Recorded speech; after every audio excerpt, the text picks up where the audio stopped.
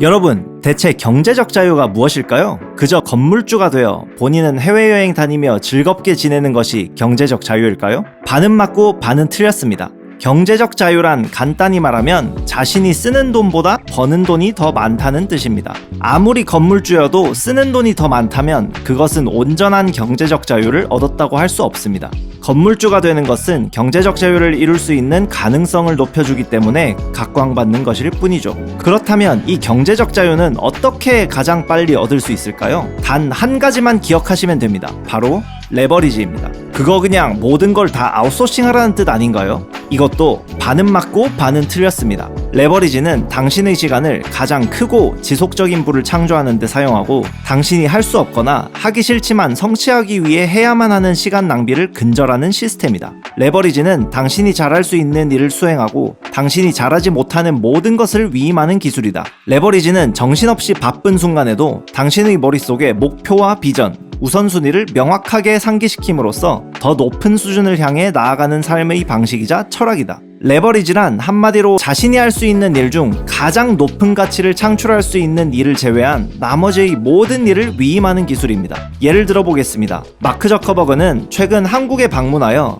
대한민국 대통령과 삼성 이재용 회장, LG의 경영진을 만나 미팅을 하였습니다. 그동안 다른 업무는 모두 다른 경영진과 직원들이 했겠죠. 자신은 가장 적은 일을 하지만 나머지 업무를 모두 위임함으로써 가장 수혜를 보는 건 마크 저커버그입니다. 일론 머스크는 자신의 80% 정도의 시간을 차세대 제품 개발에 사용한다고 합니다. 운영, 법률, 재정 등 나머지 모든 업무는 그윈 샤델이라는 전문 경영인에게 모두 위임하고 있죠. 그럼에도 가장 수혜를 보는 건 일론 머스크입니다. 돈은 이렇게 버는 겁니다. 그렇게 자신의 핵심 업무를 제외한 다른 일들을 모두 위임하고도 자신이 버는 돈이 쓰는 돈보다 많아지면 그때 비로소 진정한 경제적 자유를 얻었다고 할 수 있습니다. 우리는 시간과 일과 돈이 정비례한다고 생각합니다. 하지만 부자들은 그것이 반비례한다는 사실을 알고 있습니다. 돈을 위해 더 열심히 일하고 더 오래 일하고 더 늦게까지 깨어 있어야 하며 그래서 희생은 어쩔 수 없다는 이 세상의 거짓말을 믿지 마세요. 그렇게 해서는 절대로 경제적 자유를 얻을 수 없습니다. 당신이 더 높은 가치의 일들에 집중하며 그 외의 업무들을 하나씩 쳐내지 않는 한 말이죠. 이게 뜬구름 잡는 소리처럼 느껴지나요? 제가 이 영상을 통해 여러분이 레버리지를 제대로 이해하고 경제적 자유를 최대한 빠르게 얻을 수 있도록 도와드리겠습니다. 끝까지 시청해주세요.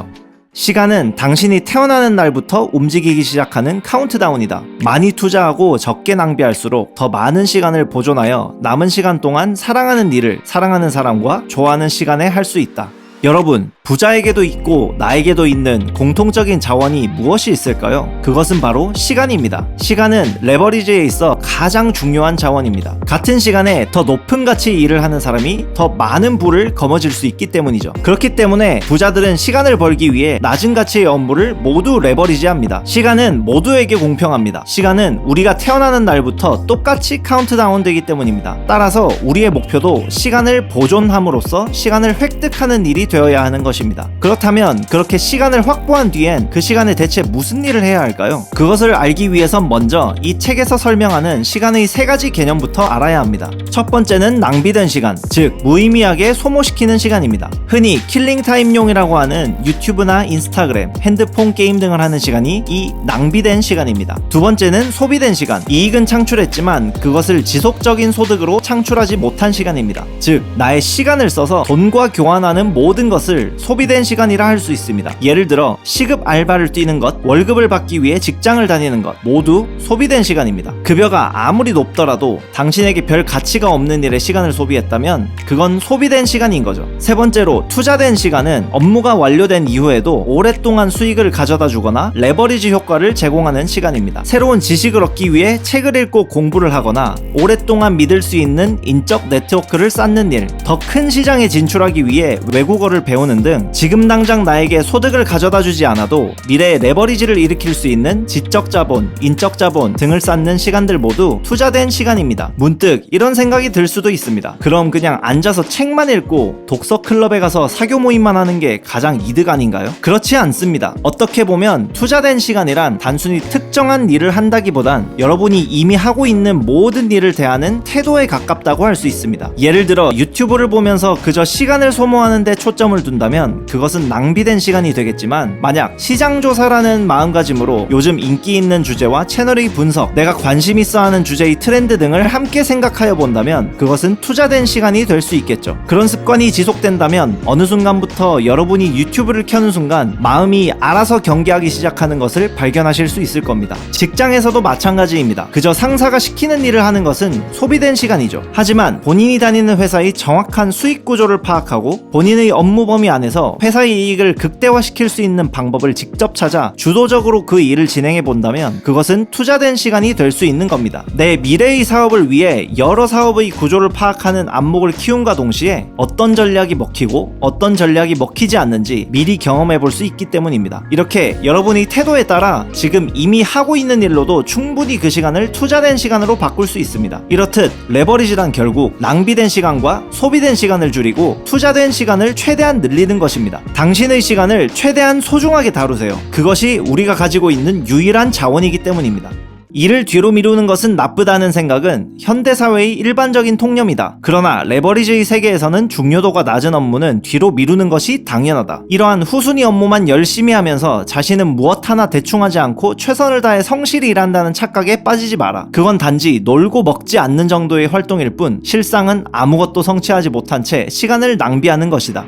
여러분은 혹시 하루 종일 열심히 이메일 답장하고 사람들과 미팅도 하면서 바쁘게 지냈는데 막상 퇴근 시간이 되니 그날 하루가 뭔가 생산적이지 못했던 것 같은 현타를 느꼈던 경험이 있나요? 이는 대부분 여러분에게 주어진 업무에 대해 우선순위를 정확히 매기지 않아서 그렇습니다. 그저 할 일 목록을 줄이는 데만 온 신경을 쏟다 보니 중요하지 않은 일들만 계속 처리하고 막상 중요한 일들은 결국 처리하지도 못한 채 허무하게 여러분의 하루가 끝나버렸기 때문이죠. 바쁘다는 것과 생산적이라는 말을 혼동하지 마세요. 바쁘다는 것은 단지 시간을 많이 소비한다는 것을 의미할 뿐 실제로 가치 있는 일을 하고 있는지는 다른 문제입니다. 파레토의 법칙에 의하면 실질적인 매출의 80%는 하는 일의 20%에서 나온다고 합니다. 이걸 뒤집어 말하면 여러분의 수입의 20%를 버는데 전체 시간의 80%를 사용하고 있다는 뜻이죠. 이것은 아주 심각한 낭비라고 할 수 있습니다. 그래서 오히려 그 80%의 시간 동안 이 20%의 파일을 늘릴 수 있는 일을 하는 것이 훨씬 생산적이며 경제적이라고 할 수 있습니다. 따라서 여러분은 성과의 대부분을 차지하는 이 20%의 일에만 집중하고 중요도가 낮은 나머지 80%의 일은 최대한 미루거나 모두 위임해야 합니다. 그렇다면 어떤 일을 위임해야 하고 어떤 일을 직접 해야 하는지 그 기준은 어떻게 잡아야 할까요? 그 기준을 잡기 위해서는 이 책에서 언급하는 소득 창출 가치라는 것을 먼저 계산해 봐야 합니다. 소득 창출 가치는 근로시간당 생산량을 의미합니다. 쉽게 말해 당신이 시간당 벌 수 있는 소득이 얼마인지를 계산해보는 거죠. 여러분의 급여를 시간 단위로 나눠보세요. 만약 여러분이 300만원의 월급을 받는다. 여기에 주 5일제의 월 근로시간인 209시간을 나누면 여러분의 소득 창출 가치는 시간당 약 14,500원이 되는 겁니다. 그렇다면 이제 여러분은 14,500원을 초과하여 벌 수 있는 일은 직접 하고 반대로 14,500원 미만의 금액을 지불하고 위임할 수 있는 일은 모두 위임해야 합니다. 그렇지 않으면 소득 창출 가치가 계속 감소하기 때문입니다. 사람들이 아무리 열심히 일해도 부자가 되지 못하는 이유가 바로 이런 이유 때문입니다. 부자들이 더 부자가 되는 것도 바로 이런 이유 때문이죠. 여러분의 소득 창출 가치보다 낮은 수익을 가져오거나 그럴 가능성이 있는 일은 모두 레버리지 하세요. 그리고 그 시간에 여러분의 소득 창출 가치를 더 높일 수 있는 일에 더 전념을 하는 겁니다. 가령 집 청소를 전문가에게 맡겨버리고 신체 자본을 쌓기 위해 운동을 하거나 자가용 대신 대중교통을 이용하며 지적 자본을 쌓기 위해 책을 읽는 등 말이죠.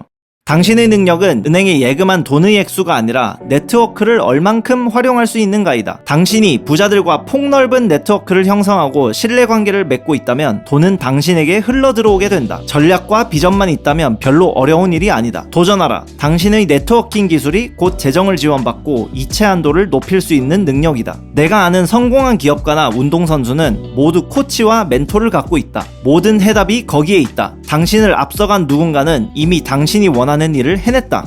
여러분과 가까운 지인들 중에는 여러분보다 더 똑똑한 사람들이 많이 있나요? 주변에 부자들이나 그들의 분야에서 나름 성공한 사람들은 있으신가요? 사람은 끼리끼리 모인다는 말 많이 들어보셨죠? 우리도 막상 주변을 돌아보면 우리보다 잘난 사람보다 우리와 비슷한 사람들을 많이 사귄다는 것을 알 수 있습니다. 이는 우리가 인간관계에서도 자연스럽게 편한 것을 추구하는 관성이 자리 잡고 있기 때문입니다. 하지만 여기엔 함정이 있습니다. 이는 달리 생각해보면 외부로부터 오는 큰 충격이 없다는 뜻이며 이것은 곧 관성에 이끌려 성장이 더딘 상태가 될 가능성이 크다는 말일 수 있습니다. 이런 관성에 너무 젖다 보면 오히려 내가 위로 발전하는 것보다 나보다 잘난 남들을 아래로 끌어내리는데 더 관심이 생기는 상태가 되기도 하죠. 성공에 있어 네트워크 레버리지는 우리 생각보다 훨씬 더 중요합니다. 우리가 어떤 일을 하든 그것을 수월하게 성공시키기 위해서는 훌륭한 인재들, 좋은 자본가들, 그리고 많은 코칭과 멘토링이 필요하기 때문입니다. 그렇기 때문에 우리는 네트워크 레버리지를 위해 우리보다 훌륭한 사람들을 많이 만나고 그들에게 많이 배워야 합니다. 성공한 사람들과 관계를 맺는다는 것은 그들의 일상, 습관, 행동을 배울 수 있는 좋은 기회이며 그들이 이미 가지고 있는 인적 네트워크와 그들이 가지고 있는 자본으로 지원까지 받을 수 있는 기회가 열린다는 뜻입니다. 여러분의 능력은 은행에 예금한 돈의 액수가 아니라 네트워크를 얼만큼 활용할 수 있는가입니다. 여러분이 부자들과 신뢰관계를 맺고 있고 명확한 전략과 비전만 있다면 재정을 지원받는 것은 별로 어려운 일이 아닐 것입니다. 성공한 기업가나 운동선수들은 모두 코치와 멘토를 가지고 있습니다. 그들은 우리가 원하는 일을 해낸 사람들이며 우리가 가지고 있는 문제에 대한 많은 해답을 이미 가지고 있는 사람들입니다. 성공을 원한다면 그들에게 겸손히 배우세요. 그런 의미에서는 책 읽기 또한 정말 중요한 지적 레버리지이자 인적 레버리지라고 생각합니다. 훌륭한 사람들의 자서전에는 그들의 정신, 행동, 생활, 전략에 대한 통찰을 얻을 수 있고 우리가 평생 만나보지도 못할 위인들의 성공 비결을 시간에 구애받지 않고 전수받는 것과도 같기 때문입니다. 문제는 그렇게 뛰어난 사람들이나 부자들과 함께 있다 보면 그것이 불편하거나 그들로부터 열등감을 느낄 수도 있습니다. 하지만 그런 관계에서 가장 큰 이익을 얻는 자는 그 모임에서 가장 가난한 사람이라는 것을 인정해야 합니다. 따라서 여러분보다 훌륭한 사람들을 만나 그들과 관계를 맺으세요. 함께 식사를 하고 겸손하게 배우세요. 그리고 훌륭한 인생 선배들이 모든 치트키가 담겨있는 그들의 책을 읽으세요. 그러면 여러분은 곧 지금과는 다른 삶을 살게 될 것입니다.